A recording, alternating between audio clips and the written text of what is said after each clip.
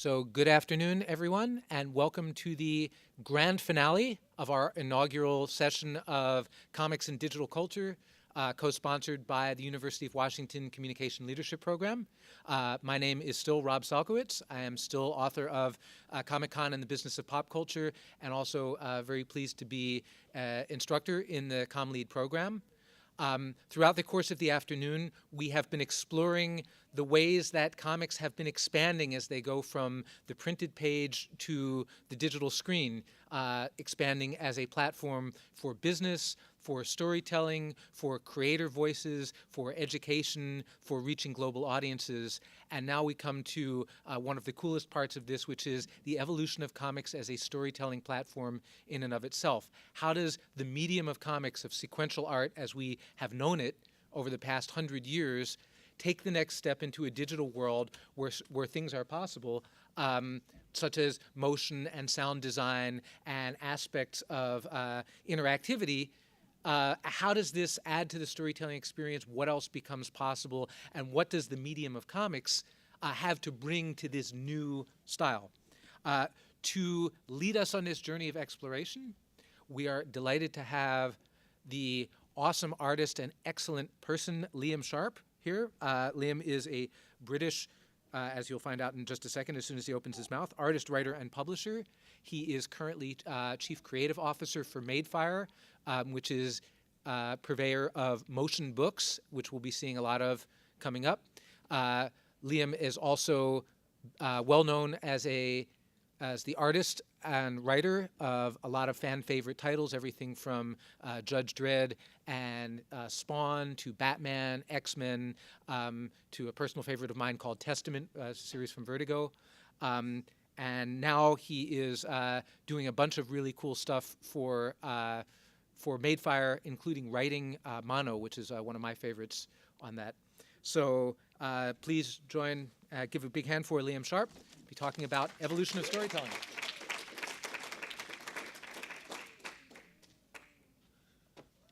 Thanks, Rob, for inviting me. Very honored to do this, really. So I'm pretty passionate about it. In fact, I wrote this whole huge speech, which I was going to read out, but I kind of thought, actually, I'll do without that, because if I can't talk about what I really care about without a few notes, then I shouldn't really be here. So instead, I was just in a hotel room, and this is my speech. I suppose the thing is, I was just sitting in the room, and I was thinking, okay, what's the journey? Why am I here? Why have I done any of this? What is it about comics in general? What is it about the evolving medium of comics that keeps me coming back and that engages me so much? And is it just comics, or is it storytelling as a whole? And the more I thought about it, the more I kind of realized that it actually goes back a hell of a long way. And it goes back to this image, which is pretty much the first picture found. It's 13,000 years old, and it's a beast and it's a person. It's like the first image where somebody had the imagination to think of mixing two different kinds of creatures and making them something new. So it's a visible, a very obvious a picture of imagination, humans' imagination working, and the first kind of superhero, I guess, if you wanted to put it that way. Whether it's a shaman putting on the costume and somebody drawing it, either way, it's an anthropomorphic kind of amazing step.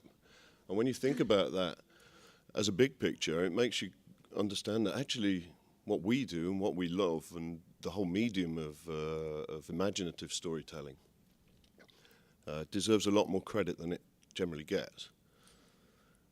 And that's because this stuff is what gave us the courage to build towns, cross oceans. Storytellers would tell stories about gods and greater people than ourselves to make us, give us something to aspire to. And that's really important to the whole human story. Without that, we would never have done any of the things that we've done. We've never gone to the moon. We'd never be reaching for the stars. So I think that actually what we do as comic creators and writers and artists and enjoyers of this kind of material is true to the legacy of the sorcerer here. So what's beyond that? This is a few doodles that I tend to do when I'm not paying enough attention in the meetings. But what you've got here is lots of different mediums of telling stories. So we have the sketches at the back, we've got little doodles, we've got a painting at the back there. You can tell stories with sound. And this in itself is a story, and it's being projected at you, and it's telling the story of those stories.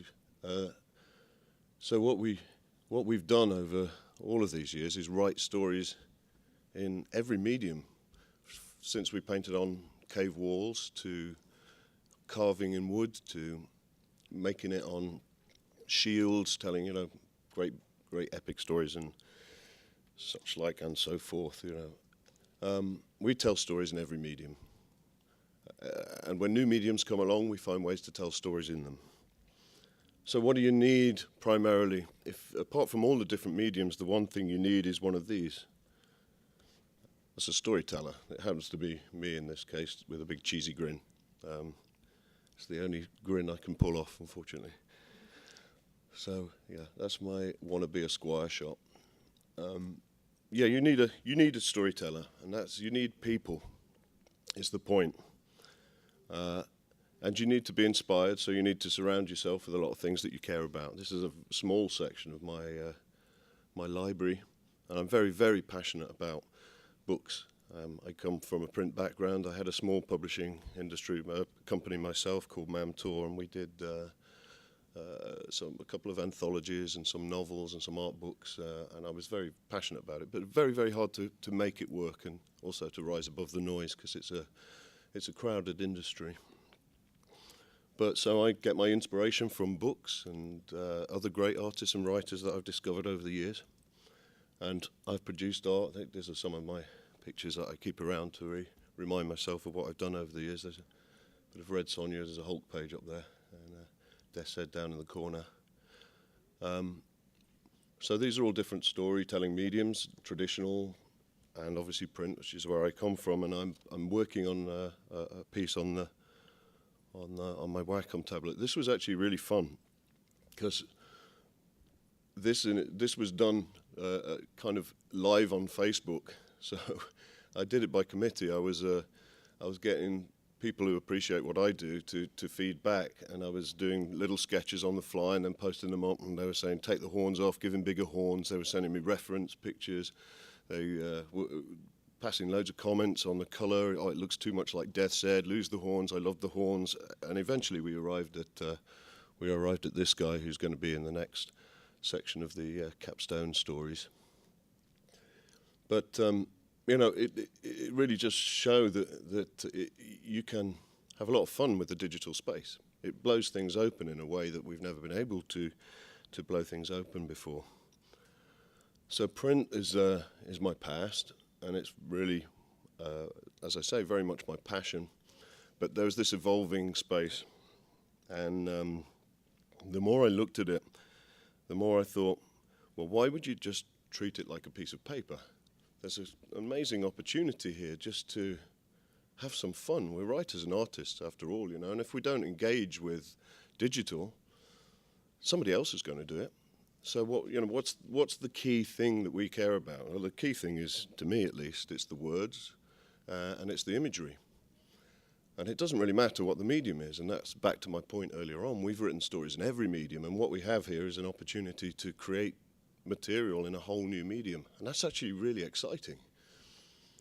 So I always get a bit sad when people say, rather strong things about the digital space, and you'll never replace comics. I mean, one thing, a quick anecdote, was I heard a retailer was writing about the joy of a little girl who came into his shop and found Teen Titans comic, and was so excited to have this piece of paper in her hands, this little pamphlet, 22 pages. She was absolutely over the moon, and she was jumping up and down about it. And his point was, you can't replace print.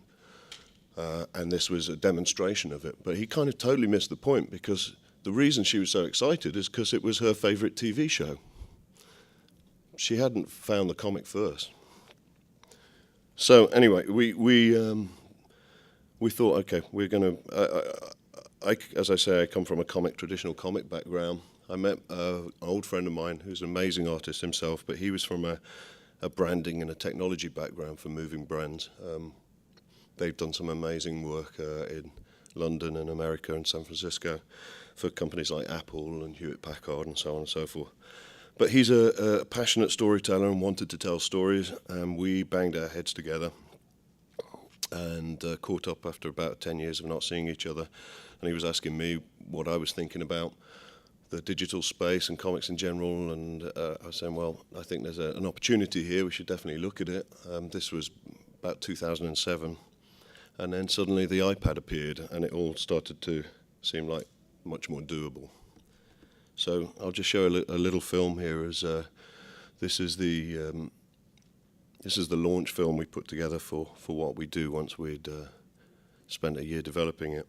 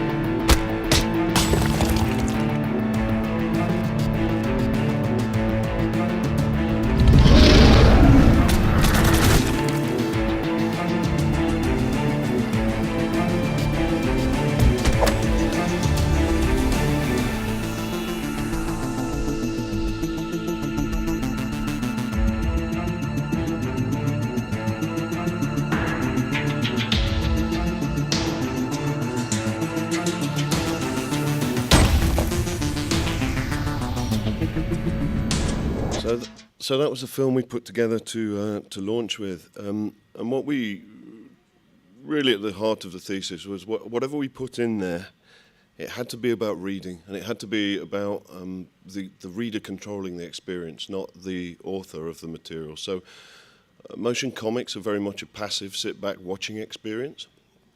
We really wanted it to be something that you were engaged with, that you could take time over, you could stop each panel, move forward, move backwards as you wanted to. You could study the art, you could look at the pictures, but also really importantly, you read the words. You're not hearing them, they're not being told to you. It's not at a pace that over which you have no control. So that was really key to the thesis. We created the panorama option, which is a completely immersive environment, so it's almost like sticking your head inside a painting and having a look around. It was a really exciting moment, and that's kind of our answer to the double page spread. The covers are all parallaxes. They just have a little bit of depth. It kind of signals that they're digital and they're different, so they respond to the accelerometer in the mobile device, and it's all of these things that add up to what is our reading experience, I guess. And each book is different. That's the other thing that's really important. It's like we haven't created a sort of go-to one-stop answer to digital storytelling. It's completely up to the creator, whoever's building the book, to make it as simple or as complex as they want it to be. We have one of our builders here, actually, Matt. He's doing some amazing stuff. And he'll tell you, all the builders have a different voice, so they bring unique aspects to every book that they build. And some of the artists build their own. I tend to build my own when I get the time, which isn't anywhere near as often as it used to be. And we're on the web, and we're on iPad, iPad Mini, and the the different iPhone sizes. And we're going to be on Android soon, in a couple of months, hope all being well. It's shaping up well.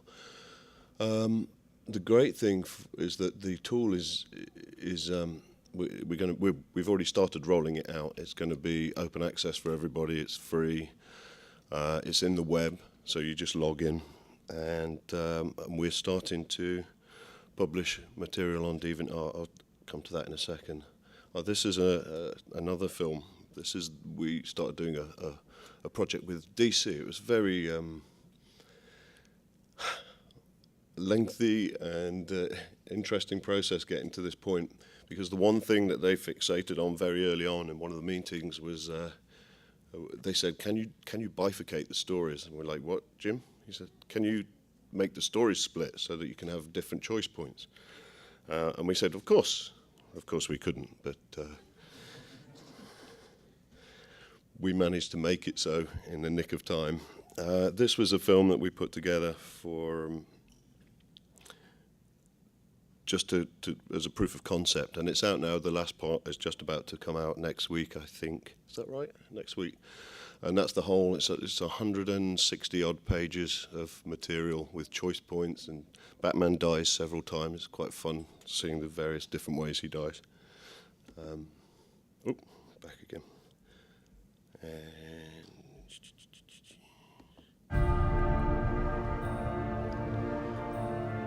This was a very exciting day for us, seeing our brand come up right next to DC.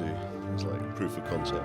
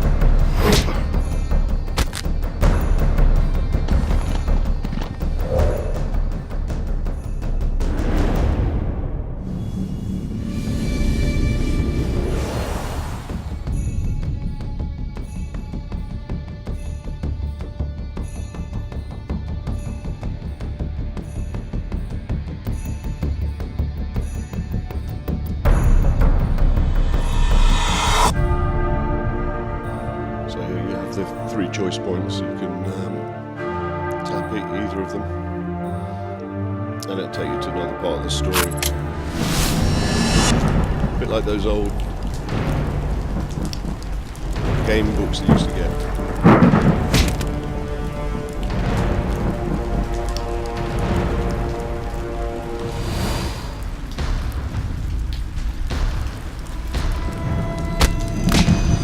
So you get the picture.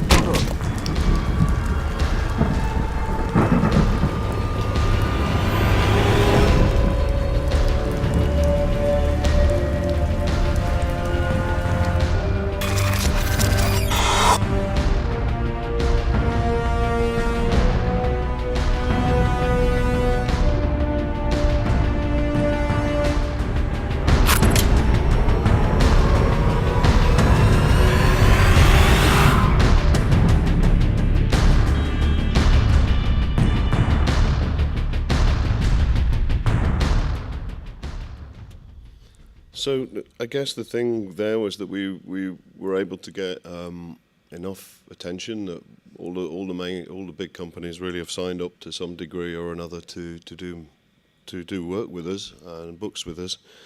DC have been really particularly great partners because they've created whole new material that doesn't exist anywhere else. So it was great to have something that was exclusive, and they were also keen to push the technology side and actually get involved and be creative on that sense and be kind of part of the pioneering process of it all. And I just touched on it earlier. We have a partnership with DeviantArt. It's the biggest creative community in the world, and some amazing things are happening on this place, things that the industry doesn't really know about yet. They have artists on there like Yu Mei, who's been producing work for a long time. She's been on there since she was really, too young, really, about 12. But she's been on there for nearly 10 years, and she has a huge audience, and she produces these comics, and when she publishes them, they have 200, 300, 400,000 readers immediately, up to 1 million readers on these books. And she puts them up for free, but she makes money by selling stuff that is related to it. And she really engages her community. She's like an absolute superstar to this audience. People literally faint and swoon when they're around her. And she's this very unassuming girl from Berkeley who wouldn't say boo to a goose. She's a real darling, really. And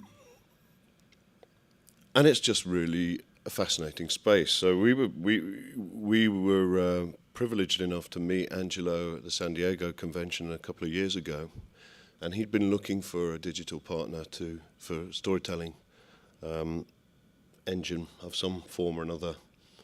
And when he met us, it was kind of love at first sight from both sides. I've also been a long time member of DeviantArt, and this piece was done by Stanley Lau, who's quantifiably the most popular artist in the world that nobody even knows about. His page views are like well over 1 billion. It's quite extraordinary. I don't know if there's another artist you could guarantee more than 1 billion views. So there is this extraordinary community, and he's like you, May, too. Whenever he puts something up, it's hundreds of thousands of people see it and like it and love it. And so we've got to a point with the tool that we feel ready to slowly open it up. We're still a small team, so we're having to do it in stages so that we can cope with the people and the requests and all the questions that we get. But we've been really delighted with the books that have been made and that people are already putting up, and people are writing stuff with just words and moving words around. I mean, this isn't, for me, it's not really just about comics. I mean, I think what's nice about it is it can be. It can be as simple as you like. It could be just like a PDF. You can upload a PDF and make it move just, as little or as much as you want. Or it could be an illustrated book, or it could just be illustrated, it could just be text. I mean, we found like people have experimented with poems and just having the words sort of slightly grow and move and shift. It gives a personality to the words that you don't get otherwise, and that's really quite interesting. And I think all of this is just about there's a whole new way of telling stories out here, which we can all be part of, which we can all be invested in. There's rules to be broken. There's new rules to be made, and I just think it's the most exciting thing I've ever done in my whole life ever. So thank you very much for having me. Cheers.